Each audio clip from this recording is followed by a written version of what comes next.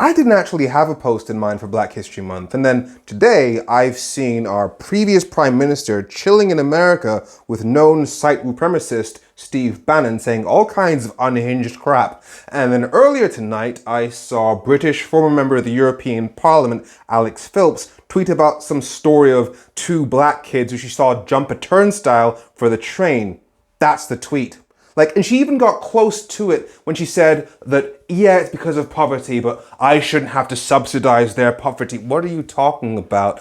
And it made me think I should probably talk about where we are right now and where we need to be. Because her poverty comment was wild, because it means she's aware of the link between people not being able to afford stuff and people finding other ways to get stuff. And right now, we're having the worst poverty crisis we've had on record, and we've seen record levels of shoplifting. What a coincidence. And for the record, that's people from all backgrounds, and the government is well aware of this. In their Beating Crime plan from 2020, they expressed the link between poverty, a lack of ability to escape that poverty, and turning to crime. So I want you to join the dots with me, because the government's race report from 2021 says that black people have to send almost twice as many job applications to get a callback. And the race report even says that the reason for this is because of the assumptions that are made about ethnic minority people. And that's backed up by Oxford Research, which sent out 3,200 job applications to various sectors of the UK economy and found that if you've got a black sounding name, you have to send 80% more applications to get a callback. And getting a callback for a job is what determines your ability to make money and get out of poverty. And government data says that black households are more likely than any other to be in poverty to begin with. So to recap, according to the government's own data, poverty and an inability to escape that poverty is a major factor in turning to crime. Government data also says that black people are more likely to be in poverty and that racial prejudice stops black people getting the jobs to escape that poverty. And yet, even as a historic cost of living crisis pushes literally hundreds of thousands of people across the board to turn to shoplifting,